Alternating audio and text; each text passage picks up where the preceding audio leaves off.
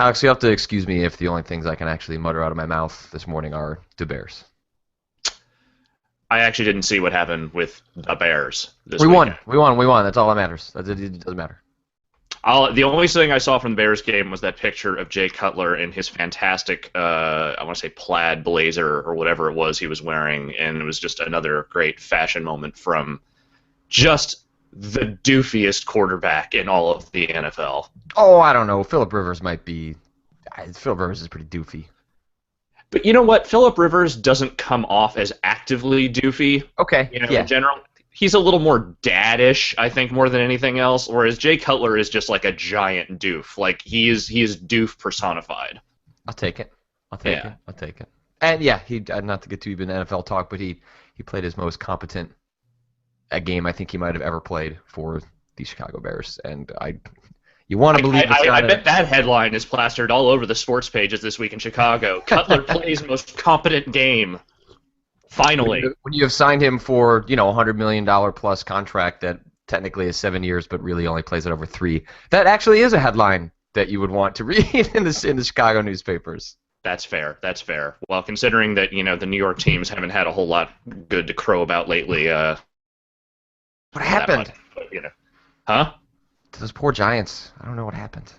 Well, what happened was they lost Victor Cruz early, and also they were probably overperforming before they got totally trounced last night, and then they lost Rashad Jennings, which was not a good thing either.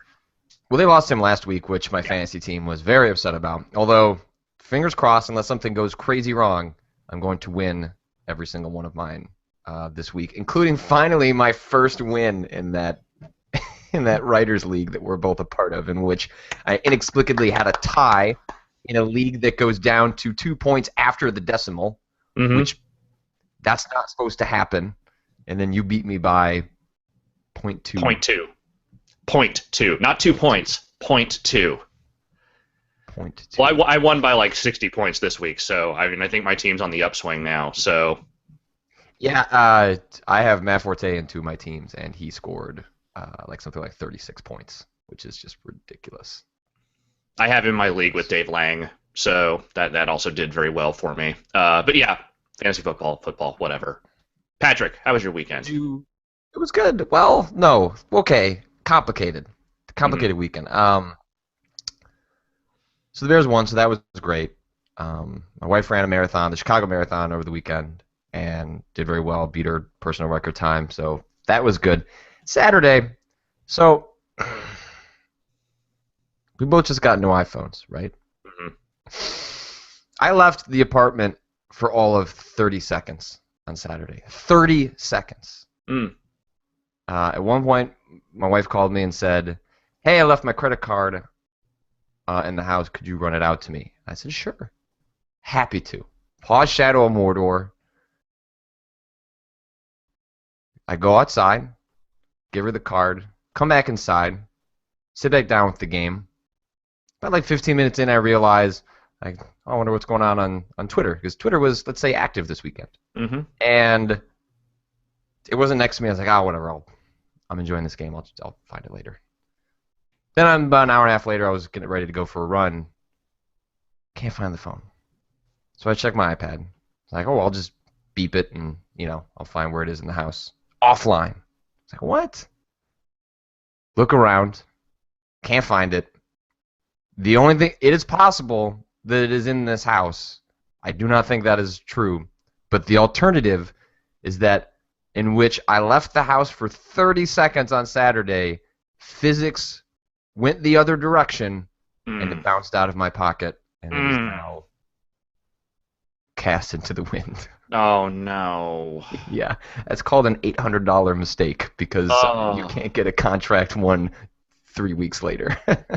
Oh, my God. I'm so sorry, dude. That fucking sucks. Well, what's terrible about it is that I didn't do, when you lose something or break something, if it's your fault, at least you can feel bad because, man, I'm an idiot. But it's like, I went outside, and I have deep pockets in the sweatpants I was wearing too, and poof, poof, Man. Craziest thing is, and this is the thing that drives me nuts about it too, is that so then you flip your phone into lost mode, in which when it connects to any sort of service, whether it's the LTE or the regular cellular network or Wi-Fi, it will display a message and like, hey, here's a phone number you can call. Like this phone has been lost, and at 6:15, about 3 hours after this happened, it briefly pings and says the phone is around, and it says it's basically in my apartment, but it's not. I have looked for hours for that phone. So there's a false ping. And it goes immediately offline, like immediately then turns off, which suggested to me that maybe someone turned it on, immediately turned it off, so it was short enough that it like pinged to the service, but not long enough for it to actually get a GPS. Or the alternative is that it's above me, and my neighbors refuse to give me my phone back. Is there a way that you can break into their apartment to furiously search for it without them ever knowing that you've broken into their apartment? Because that's the only alternative I can think of. Granted, breaking and entering is usually my first solution for most problems, and that hasn't really worked out very well in my life, so maybe take my advice with a grain of salt. Yeah. Oh, it's frustrating, though. I wish it had been properly stolen or lost instead of just I walked outside and poof. It's infuriating. That's terrible. I mean, I didn't go outside much this weekend either, but that was mostly because I've been trying to stave off getting sick. So, that's my own. That has its own set of terrible connotations. But I think that is arguably far, far worse. Losing something like that in such specifically timed circumstances. 30 seconds, less than a minute. No way that I could have been out there any longer than that, and poof. So I don't know. I'm holding out hope that it'll ping at some point. Because you think when it's stolen, someone that's actively stealing it probably. So like when you put it into these days, if you have a recent phone and it's got Touch ID and you put it into lost mode, like it's very difficult for your information to actually get stolen these days. Like if you have taken the proper precautions. So I'm not worried about that. Not to mention all my passwords are then within a 1Password program. So like there are layers of security for me in which I'm not worried about the information. But all it takes is just hooking up the phone to a computer and then just restoring it to get rid of everything. But I was holding out hope that because it was just a random person on the street, maybe they wouldn't know that's what you're supposed to do to clear the phone. But yeah, what are you gonna do? I was pretty upset on Saturday, but I guess shit happens, I guess. It does. I mean, last year I was at my parents' house and I had put my phone into my shirt pocket because I don't know, I'm a fucking idiot. And I leaned over, and the floors at my parents' house or my mom's house are pure stone for the most part. So it just kind of very lightly dipped out of my pocket, fell face down on the thing, and shattered. Like screen just shattered in a way that I have never seen a phone screen shatter before. So that required me to go and get a replacement phone and all that fun stuff, and also cut my finger a couple of times just trying to get it to open while the screen was all fucking shattery. That's just not a joke. Don't fucking touch broken glass on a phone. Don't do it ever. No, that seems like a bad idea. Yeah, don't do it. So now I've got this sweet flip phone. Is it like a Razor? No, I think it's more. I can remember. It's more advanced than a Razor, I think. It costs $5. The LG 440. It's the one that Best Buy had on a fire sale. They were just get rid of this. We don't want this phone anymore. And you pay $5 for it, and then $20 for like a little card that you charge it with time, because ordering a replacement on Apple's site is it just came out, so it takes like 10 days for a new one to show up. But frustrating. But a good weekend, just expensive mistakes. Yeah, I wouldn't call it a good weekend. I would say it was a weekend. I would have liked. It balances out net.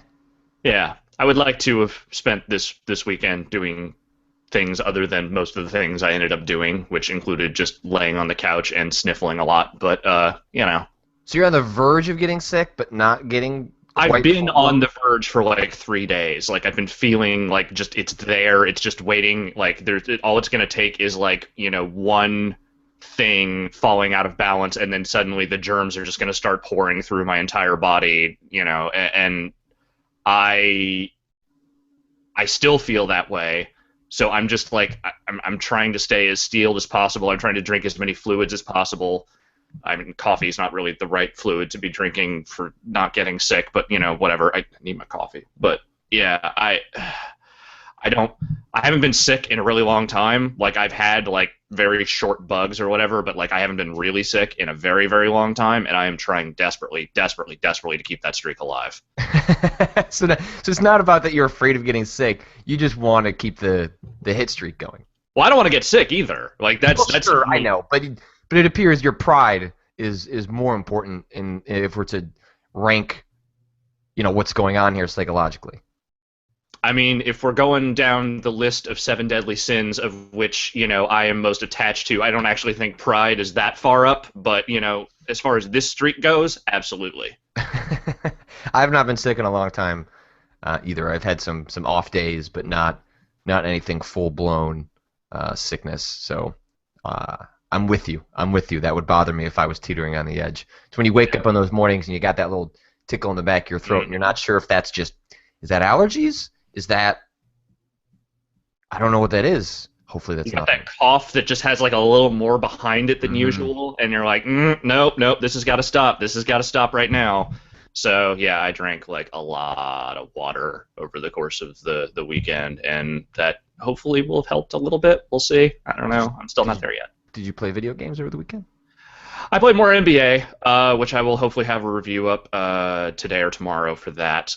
It seems like some of the issues that I've talked about with that game have worked themselves out. I have not had any more face scans lost in the time that I've played. I've not had any more major issues with it, though I have still had connection issues with the servers that have been ongoing. So there are still problems with that game's launch, and I hopefully will be able to put all of that together into a review very soon.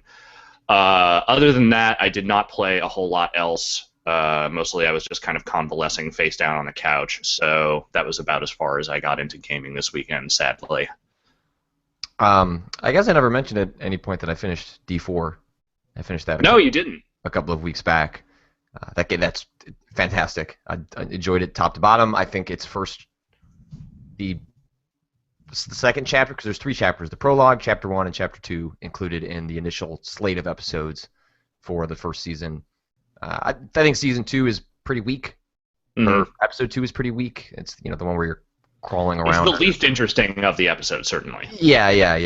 And some okay stuff happens, but man, The beginning of that episode is really great. yes, but yeah, the prologue and episode 1 are much much stronger, and um, yeah, I never get tired of when I'm jumping back into the case, like putting your hand over your face. Like that. Hmm. Every single time, even the times when it wouldn't quite catch me doing it, and then I had to do it again. Like having to do it 3 times I was okay with it. It's Uh, it's it's goofy enough to where when you kind of fuck it up, like it almost sort of adds to the absurdity of the whole situation. yeah, and I also loved it when I was running into the sequences where you have to scream at the Connect. That was, Hmm. and all it's doing is just measuring your volume. It doesn't. I don't think it matters what you're actually saying in that situation. But I just love that. If my wife comes down, she's like, "Is something wrong?" Well, describe wrong. Yeah, after a fashion, certainly yes, but I'm yelling at this Xbox, so I mean, yes, everything has gone wrong. mhm. If you want to talk in like the larger context of my life, but Yeah, no, I am not currently under duress or injury. yeah. Culturally, everything is very wrong right now, but as far as like me goes, I'm cool. I'm just screaming at this Xbox, as one does. Yeah, and it's that's so sweary. That's how I feel about Hmm. that game. And if you have if you have an Xbox One, you should be playing that game. It really is something else. There is nothing else quite like it, and I think you nailed it in your review, pointing out that it's sweary understanding what people want from him and being 100% okay with giving them exactly that, and Yeah. he doesn't he doesn't fall into the worrisome trap of when you play into that or when you lean into that, then ruining it because you don't. Right, like so. It's the question I think with Deadly Premonition, and it's something I never quite had answered.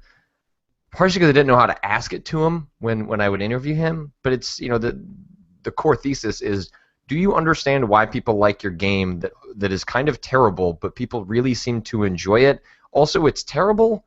It's terrible, but There's it's not great. a nice way to say that. There's no nice way to ask that question. And the only way that you can get the answer to that question is whatever they make next, right? Right.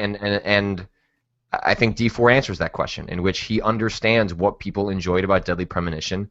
He found a better way to express his stories, gameplay-wise, I think.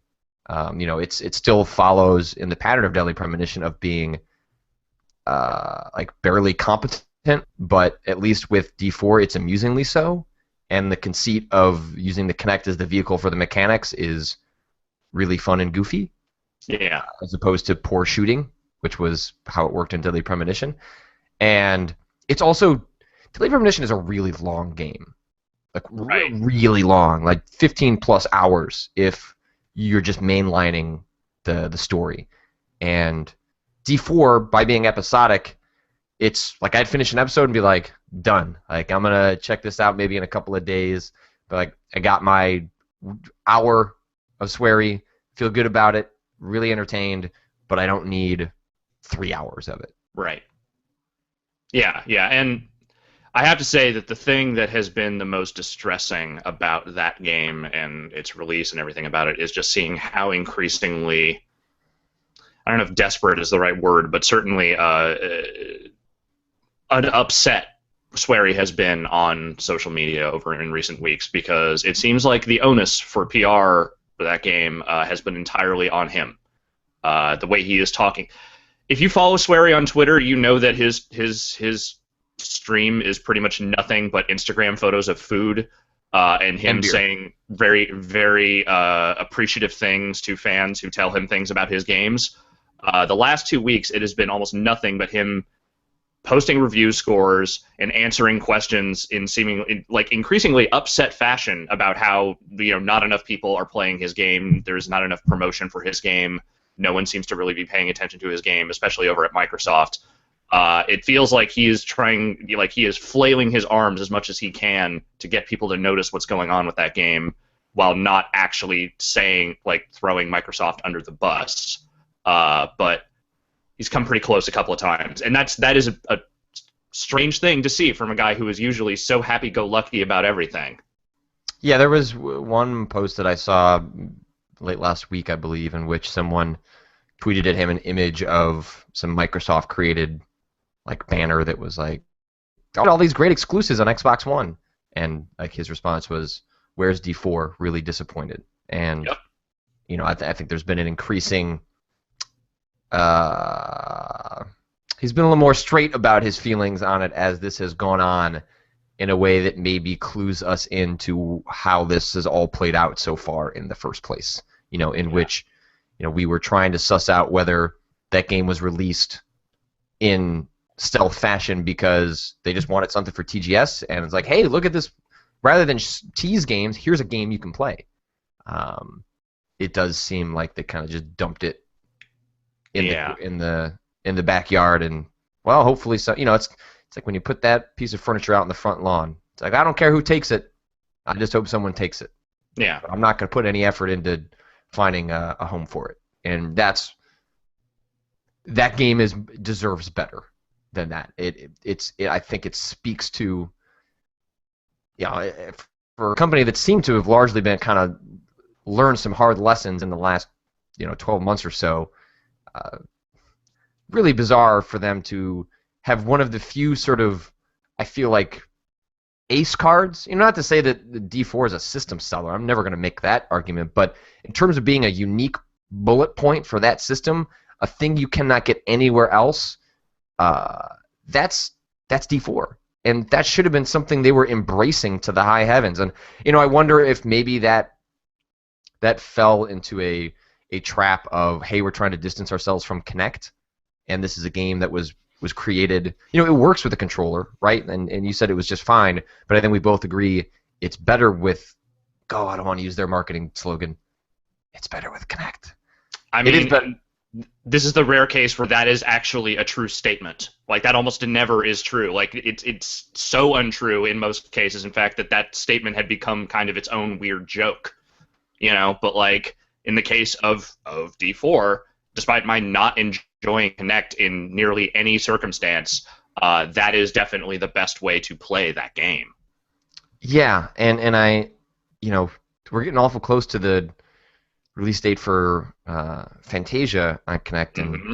I have not heard anything about that game lately. And And and you I, know that Disney is going to do their own marketing, certainly, for that game. There will be ads, there will be things that push for it. But, yeah, as far as Microsoft is concerned, I haven't heard a fucking peep out of them about Fantasia in quite some time. Dance Uh, Central just kind of. just kind of existed, just kind of popped out there. It's like every 2 weeks I'll realize that Dance Central did come out for the Xbox One, and I'll think about downloading it because I really like Dance Central. And but yeah, it seems like maybe these games are becoming casualties of a strategy focus that is probably smart for Microsoft long term, especially to put them on even footing with Sony, but comes at the cost of, by all accounts, appear to be a series of quality games. Dance Central is a known quantity, but everything I surmised from it was that it was a really good new Dance Central.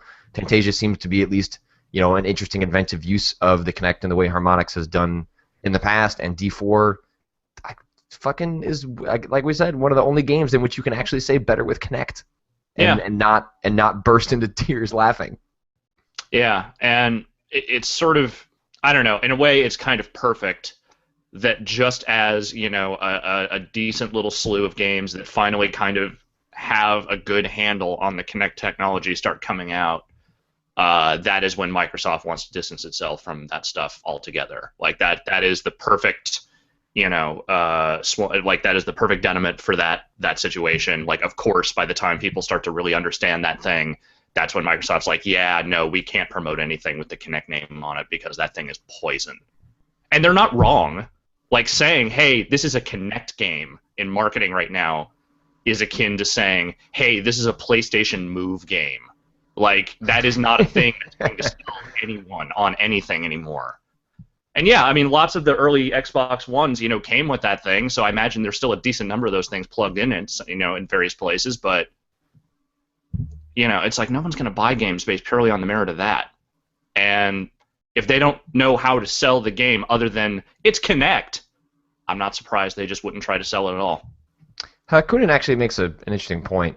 He says, I think the Venn diagram of the audience who like games like D4 versus people who buy or bought an Xbox One perhaps don't overlap much. That's probably true.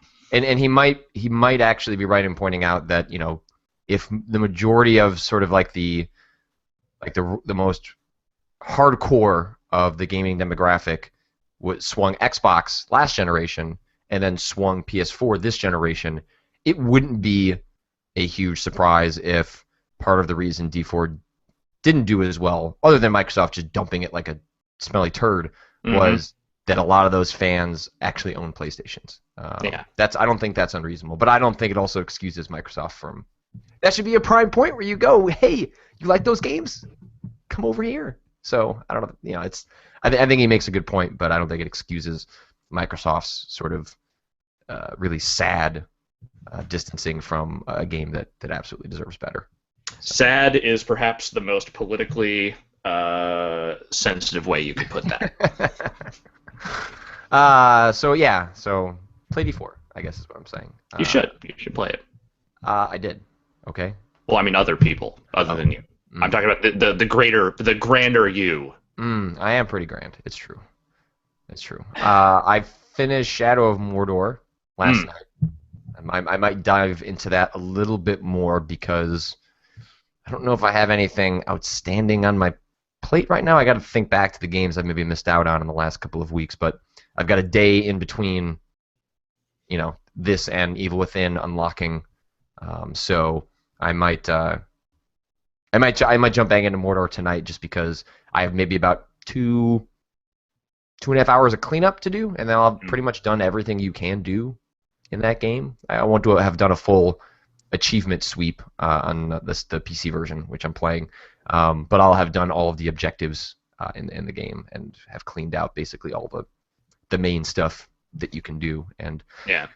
that game ends really poorly. Wow, it is. I've heard that. Unbelievable how much they dropped the ball at the end. Hey, it's 2014.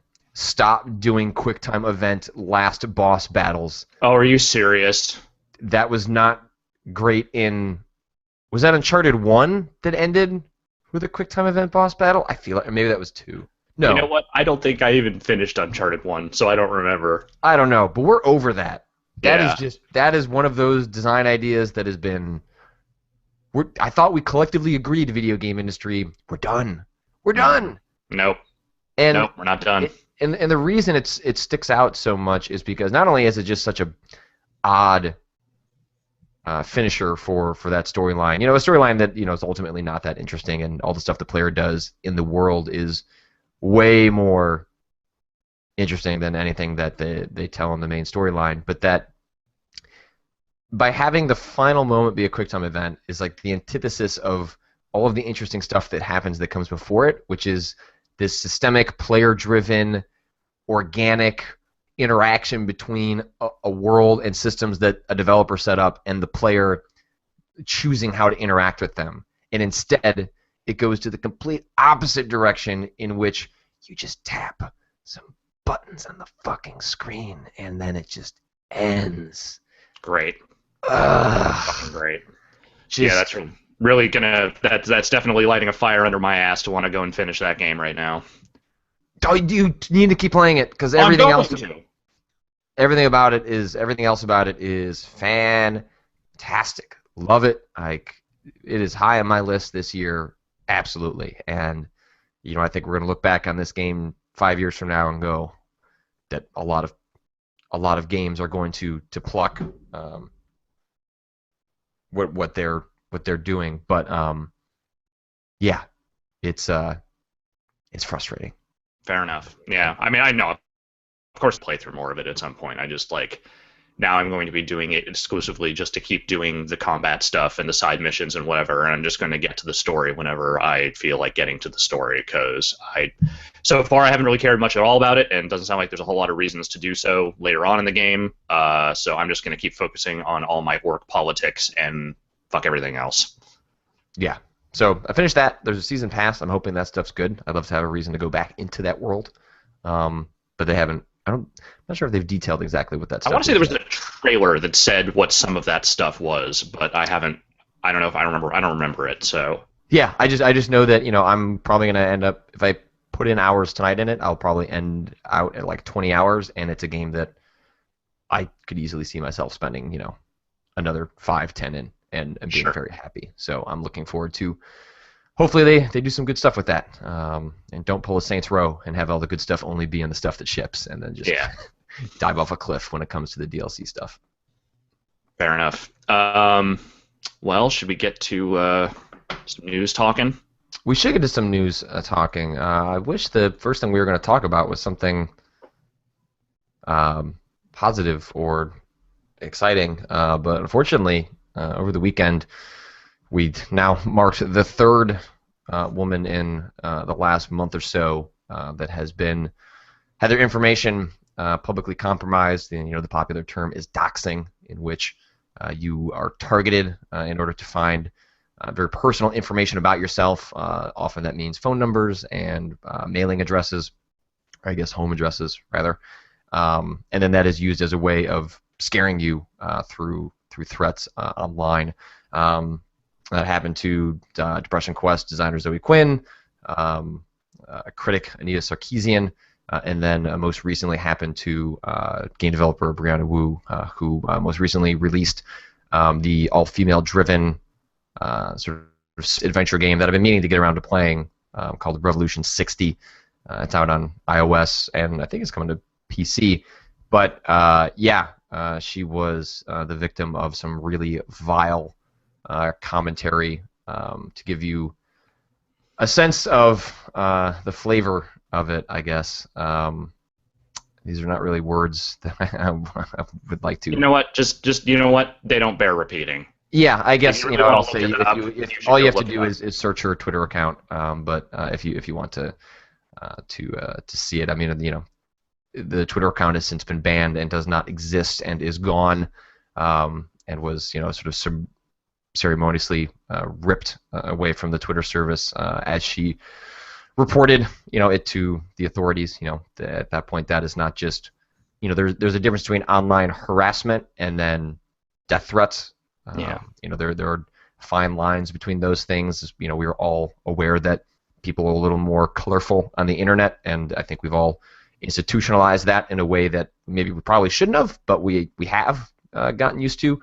But there are lines that are very clearly crossed, and this was one in which being threatened with weapons and then having your address plastered in a public space. This wasn't even an email threat in which she was her address was used. This was actually public, searchable, and if we're being honest, it comes within the context of a larger amount of threats that have been, by and large, targeted at women as part of this Gamergate movement that has been going on for about the last 6 weeks or so. Yeah, and it's it's one thing to come out and say that harassment is wrong. The things that are happening as a result of all this shit, the threats and the targeting. I mean, someone mentioned in the chat just now that Anita was speaking at an event this weekend and she got yet another threat on top of that. Like, I think it was another bomb threat, which is not the first time that's fucking happened to her. All right, it happened. We Speaking reported engagement. that part of the reason she had to come in the back way and with the security export at GDC to accept an award in which the game developers of the industry, the most popular, successful game developers in our industry, decided to give her an award for speaking out. I believe she was an ambassador award, and that was something where, yes, there was a bomb threat that was taken credibly, as you would take most bomb threats, regardless of where they come from. Yeah. Seriously. It's horseshit. This whole thing is horseshit. Everything that has been going on over the last 2 months or so, God, when did this start? Like August? I can't even remember anymore because it feels like it's been a fucking eternity, and it hasn't even been directed at me or really any of us. Like, we're not the targets of this shit, but I've been watching people that I care about, people that I respect, be, just targeted for just the most heinous forms of harassment I can conceive on a regular basis, and it's I'm constantly at a loss for words for what to say because it's beyond disappointing to me that there is this segment of the community I am in theory writing to, the audience that I am writing to, even if it is just a small segment. And like, to be clear, we're not speaking to, it's the same way they said the greater you, like, this is the greater R. This is not. I'm not talking about people who read our site exclusively. I'm talking about just people who play video games. Right. Like, we're all part of a larger community as a result of being fans of this medium, being part of a community that has, for the last 30 plus years, championed a brand new medium and now made it more or less the dominant medium in the 21st century, something we should be proud of. And like, this is the stuff that is generating headlines right now. Yeah, and it's just it's embarrassing on a number of levels to see this continuing to go on, to see this kind of behavior continually pushed forward by whether it's a small segment or a large segment, I have no idea, but there is a segment of people that just keep pushing this along and keep pushing this behavior, and it's disgusting. It's fucking disgusting. And I'm sick of it, and I'm sick of watching it happen, and I'm sick of dancing around the notion that, this is something that we can or can't address. Like, it's if we can't just come out and say that this is a fucking horrible nightmare that doesn't deserve to continue to happen. It does not deserve to continue to be, championed by anyone.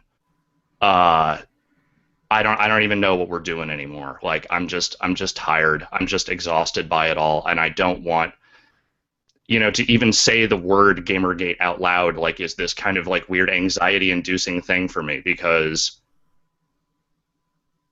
anytime I have even brushed up against it, like what has happened, like whatever ugliness has come my way has been extremely minor compared to what I've seen other people have directed at them. But it's been enough to just make me want to fucking curl up into a ball and die.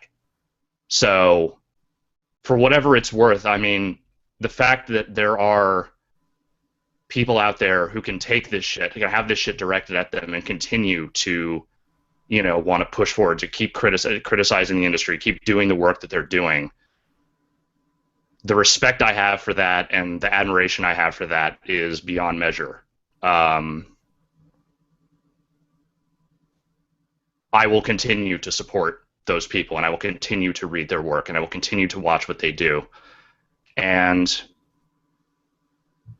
yeah, I don't really know what else to say other than just fuck this shit. What I would say is that, the best thing, I think what often happens in situations like this, and we've talked about this in discussions in other contexts, is the feeling of powerlessness, in which, what are you supposed to do? You're just one person. Make sure to show your support. What's happening here is, a very small slice of people from, that are not dudes are targeted in a way using social tools to try and silence them. And that's what these threats are. They're an intimidation tactic to try and get people to stop talking, to stop spreading their viewpoint. And the best thing you can do is, other than condemn, stuff like this, which I think, goes without saying, but showing those people support, go out there, let them know that you care, that they're doing the work that they do. Go and buy their games. The best thing you can do is to support these people that are strong enough to keep going, to continue to support them in the ways that allow them to keep doing that. And that is both financially, and that is emotionally and psychologically. Is the more that you have encouragement to keep doing what you're doing, that's what gives you the strength to look at that other stuff and say, fuck that noise, what I'm doing is more important. That's, whenever I've dealt with the stuff that I've dealt with, when I've gotten weird stuff about, Ryan, my dad, ways that are intimidation tactics to try and get me to shut up. The things that get me through that are the amazing letters of support on Twitter, on the site, elsewhere. And that works for everyone. And, it may feel small, it may feel like a drop in the pond, but it really does mean the world. And that is something very real, very practical that you can do, is show support for these people in a way that actually will have a meaningful impact. So I think that's something to keep in mind when you look at this stuff and throw up your hands like a lot of us do and just feel exhausted and worn down and tired and unsure of what to do. That is one small thing you can do that actually means a lot. And just one thing I would caution people against. There's a definite significant portion of people that don't want to talk about this stuff, that just want to say, why can't we just get back to playing video games? Why can't we just get back to, where things were and just kind of enjoying, the wealth of options and creativity going on in video games right now? And my response to that is, I don't think any of the people who are being harassed right now are expressly saying they don't want to get back to that. There are people out there who would very much love to just get back to the act of playing video games, writing about video games, making video games. But it's kind of hard to do that when, the full weight of a very hateful segment of people is coming down on them. So I suggest resist that urge. Resist that urge to turn around and go, I'm going to go back to video games because that's all I care about. Because there are lots of other people that would love to do exactly the same thing, but they can't right now. Be sympathetic. Be empathetic. Like, listen. Watch what's happening. Pay attention. Yeah, and that's all we have to say about that. Um, also because now I feel really drained. Yeah, just even Um, even even invoking this stuff just puts me into a mind state that just, like I said, I just want to crawl under this desk right now and just start rocking back and forth until everything goes away. so let's answer some questions. Let's try a pivot. Yes. I don't have a good segue. There's no good segue out of that. So we're just gonna. Yeah. Um, so I took some questions on Tumblr, as we have done for our Monday shows in the past, and so we're gonna try and weigh in on some of those. Just pay attention to my Twitter. You can also send me a PM if you want to mark it as something you'd like to be have flagged for the morning show. You're more than welcome to do that. We've also talked about setting up an email address if that's something people would like to do as well. So maybe I'll do that this week. If folks want to send stuff that's longer than, I think Tumblr caps at like 300 characters or something like that. So you have to be kind of short, but I also like the fact that you have to be brief when you're asking a question. But anyway, so a lot of these are anonymous because it's one of the few times when I open up anonymity on my Tumblr blog. So let's see. Anonymous asks, "Hey, I love the morning show. Just want to let you know I occasionally write erotic short stories that pair you with Alex." Oh God. Why? Why? Patrick, help me here. I can't. I don't have anything to. I can't.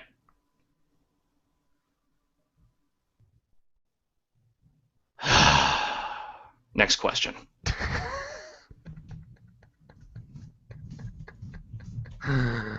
How do you feel about yourself now? Unclean. Anonymous asks, "Do you still encounter people who think video games are a waste of time? Family or friends that are dismissive toward your hobby?" All right, repeat that. Do you still encounter people who think video games are a waste of time? Family or friends that are dismissive towards your hobby? I mean, yeah, but not to the degree where it's like in any way insulting. Like there are just people I know who don't care about video games. And I would never try to force them to care about video games because it's just never going to happen.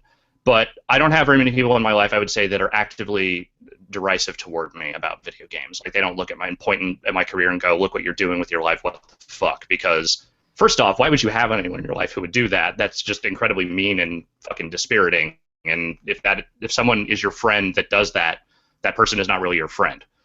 Uh, so yeah, it's usually just in a very like, well, I don't understand this, but I appreciate what you do for a living. I understand that you have a real career. I think my dad is the closest I get to someone who just actively does not understand any of this. But even he is sort of like, well, I'm just glad that you have a career that makes you happy, and that you have found a medium that speaks to you and all that. Like I can tell he has no idea what I'm talking about ever, but that's fine because he is at the very least basically supportive. What about you, Patrick? Yeah, it's I've been doing this long enough that any sort of dismissiveness was sort of has gone away when I've just been doing this for as long as I've been doing it. It's just sort of accepted. A lot. I have encountered way less uh, sort of people looking down on what I choose to spend my time with these days. Like it's just not. It's not like a cool position to take anymore, just because so many people play games at this point. That's probably true. There is probably more of that sentiment, generationally speaking, amongst the older crowd in which they did not grow up with video games. But Right. I think we are well past the point of that being a concern going forward. I think if you are, based on the younger folks I've talked to, um, people who are in high school and middle school and stuff like that now, like everyone plays video games. They don't consider it like it's not even like a thought. Like it's just what you do. Like people play games, whether it's on their phone or an Xbox or a Wii U or whatever. Like, well, maybe not a Wii U. Maybe they're not playing it on a Wii U, but uh, video games is synonymous, and that stuff's just going to go away with time. But I mean, I certainly, one of the things that makes like PAX like so complicated, like in the years where we maybe have felt uncomfortable about some of the stuff that's going on there, but we still show up and a lot of people still go to it. A lot of that comes from a place of if you don't live somewhere or have friends that are into games, right? It's possible that you are in a situation in which the people around you, they may not look down on games, but that doesn't mean they're into games, or that maybe they're not into it beyond just a sort of, Candy Crush sort of interest in games. And places like PAX allow you to indulge in your hobby in a way that you can't otherwise. That we're lucky enough to have a network of colleagues and friends that we can get together and play games and talk games, and we never feel like that part of our lives are stifled in any way. And I think that's what is magical in the ways that places like PAX can be, and that it allows people to get together and feel welcomed in a way that they don't necessarily feel that way in their everyday lives. So yeah.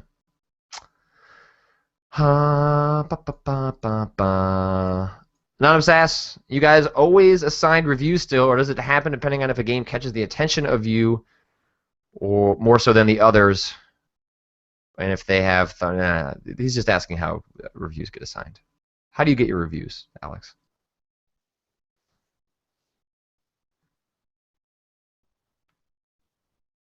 I can't hear you. Sorry, something happened to my mic, but anyway, a cable started to come unplugged. Okay, all right. So we don't really have assignments. I just try to claim the stuff that I would want to play. And for me, I know I'm not going to get to play everything or review everything that I want to play, because obviously I like some of the same stuff that Jeff plays and you play and Brad plays and whatever. But I just try to take the stuff that I know for a fact no one else will want to review and do it for myself. Back in the day, like when I was a reviews editor at GameSpot, it was a much more specific system where I would have to assign things based on, well, who likes these franchises, who likes this genre, whatever. Like we had a JRPG person, we had someone who mostly did horror games, like Ryan was our anime editor. And so we kind of push things in those directions based on personal preferences.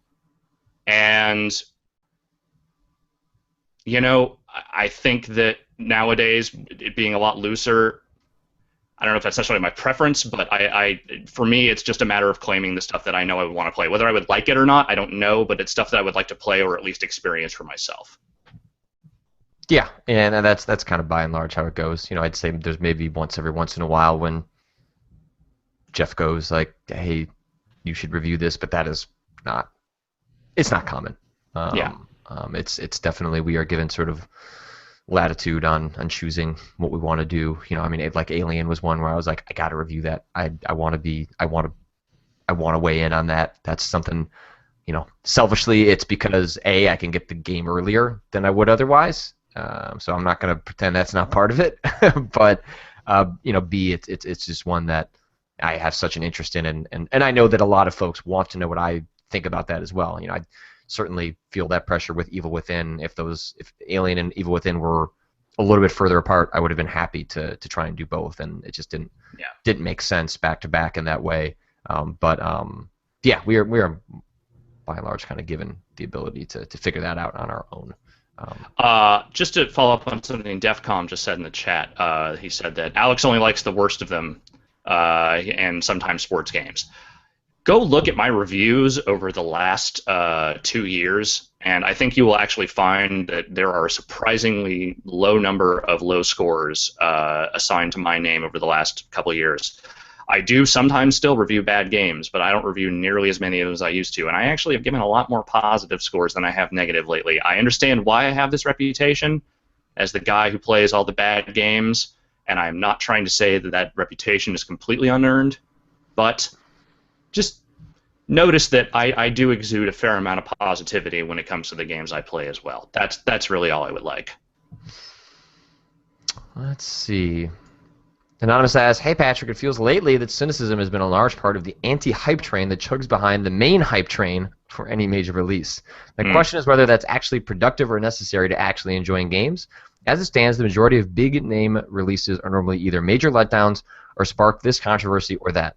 Does optimism for upcoming games have a place in the time before game releases, or does pessimism offer a better outlook? Thanks." Well, as a philosophical pessimist, you would think that my answer would be everything is fucked. Of course, you should hate everything, be sad all the time. But the answer is no. That's not what I think actually at all. Uh, I think that having optimism about even the most mainstream big budget games is not inherently a bad thing. I think that coming at games like that with a healthy attitude of I really hope this game is good. I would very much like to play it. I would very much like to enjoy it. That is a good thing. The problem we run into, and this is not a new thing, this has been going on for years and years and years, is when that positivity is primarily driven by the marketing campaigns behind those games. And, I'm not going to sit here and pretend that the press isn't in any way culpable behind this stuff because, especially in the culture of, hands-on previews and all that kind of stuff, there is a certain amount of complicity in generating that hype when it comes to pre-release coverage of games. But the key thing I think the best fans and the people with the best outlook on games tend to have is one of hope, not one of certainty. Hope a game is good. Want a game to be good. Look at the information you're being presented, intelligently. Think about, and think about the reputation of the developer, the publisher, things that have come before it. Like, use that information intelligently and decide for yourself whether you feel like this is something worth paying attention to or not. It's when you let those campaigns and that, that kind of cynically generated hype be your primary guideline for stuff that we run into problems, that we always run into problems. There are always going to be letdowns, and there are always going to be happy surprises. I think keeping a healthy attitude of hope is not a bad thing. Yeah, I think casting it in terms of pessimism and optimism maybe is the wrong way to look at it. I would always argue for a healthy degree of skepticism. I think that is the positive spin on cynicism, right? Is that is just not accepting what you are fed from the game companies or what we're saying, right? Like, is to take everything with a dose of skepticism, and one of the ways you can avoid being burned on like big game releases is waiting 24 hours. I mean, I understand why people don't like to do that, like being part of the initial wave for something you've been excited about. Like, totally understand why you would want to do that and why a lot of us do that. But having some skepticism, having a little patience, like, is the best cure for any of that stuff. And I think we've over the last 5 years proven out that one thing the game publishers have tried to do is try and lure you away from that practice of patience and skepticism with like pre-order DLC and goodies and things like that. But I would be hard pressed to have more than nothing even comes immediately to mind, but I'm sure there are examples I'm missing. I don't think there are more than 5 games that have had anything worth a damn that you can't get otherwise. Right. And so I think trying to distance yourself from the hype train a little bit is just probably going to keep your wallet happier and maybe keep you happier when the games that are hyped to all hell, whether that's through marketing or through something the press is excited about, it's going to come back down to earth a little bit when it's actually released, and it doesn't take long for that to happen. So I guess that would be my feeling on it. All right, let's see. One more question. Anonymous asks, question for the Monday show. Lots of interest nowadays about sandbox games, procedurally generated content, immersion generated through dynamic systems, etc. In any other medium, designed by algorithm, would typically be viewed with heavy skepticism. No one is clamoring for films or books largely generated by algorithms, and if they did, it would largely be only seen as a curiosity. What makes games different? My feeling is we often unfairly, pejoratively look down on handcrafted game design with labels like linear. I see there's a lot to dissect in a question like that. I think I would argue, Shadow of Mordor, goes to show that we have a long way to go in sort of these sandbox games. I don't know if I look down on linear design, and often I get excited when a game is a little bit more on a path, because I've found often when I play open world games that, they would consider it a positive that you have to generate your own fun. Right. and you have to put a lot of the effort into creating that for yourself. Whereas with more linear games or games that are a little more constrained, like you're going to find that stuff on the path. That there isn't plenty of emergent, interesting stuff that can happen as a result of player decisions or systems in the world, but it's a little more focused and funneled. And I traditionally prefer those games, to be quite honest. Like that is, usually the realm of the storytelling game, in which that's often the ones that I'm more interested in. I certainly, as playing Shadow of Mordor has shown, I have plenty of fun with open world games, but I don't know. I don't know if I would consider linear to be a pejorative. I could see how it could be used as a pejorative, but that's definitely not how I feel about that word. I mean, I feel like in either situation, whether you're talking about emergent or guided experiences, you can go too far in either direction. I think when linear is used as a pejorative, it's in a situation where it's perceived that the game is kind of holding your hand too much. Like it's guiding you in a specific direction, and there's no real room for any sort of exploration or to discover. You're just kind of following along this very set path. I think you can do that well. And plenty of games have shown that you can do that well, but there is such a thing as too much of that. And on the other side, there is such a thing as too open. Like there's just an aimless experience, an experience that doesn't have enough of a guide to it. So it just sort of feels like you're doing a lot of disparate things that don't form together into a coherent experience. Like that can happen. One is not necessarily better than the other. I think if people are more excited now about the possibilities of emergent gameplay, it's because it does feel like that side of things is headed in a slightly different direction. You look at something like Shadow of Mordor, there hasn't been anything quite like that Nemesis system in a game before, so people are naturally very excited at the possibilities of what something like that could offer other games like it. That doesn't mean that has to become the predominant way of telling stories in games or creating structure in games. But right now, it is a new fascination, and it presents some new possibilities, which is why it's so exciting. That does not inherently make it better than a more crafted experience that is done extremely well over here. It just means that right now, this is something people are fascinated with. Yeah, and I think it wouldn't be a surprise to see if we get a little tired of something like this in 5 years. Because in the next 3 years, there's going to be like a dozen to 24 big games that all do something almost exactly like this. I'm quite certain. But I think there's a lot of room to explore there. So I think Shadow of Mordor just scratches the surface of what's potentially something that could really impact the open world game. And gotta be honest, it seems like the most significant development in that. If you call that a genre, but like that's not really, open world is not a genre. It's just a sort of a way that a game can be created. It's just kind of an option for a world. But I think it's the most significant development in a long time that makes me excited about a game. Like what open world often meant that I just sort of rolled my eyes, and I would need something pretty compelling to pull me into it.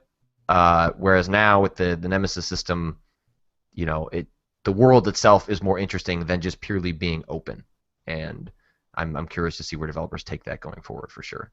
Yeah, that's gonna do it. That's our show. That's our show. That is our show. Sorry we didn't get to all the questions. There were like 200 plus, so I can only pluck a couple given the other things we had to talk about today. But I'll keep some of those, and then maybe we'll kind of sprinkle them in on Friday, and then obviously. We'll be back on Monday with more stuff as well. But that's gonna do it.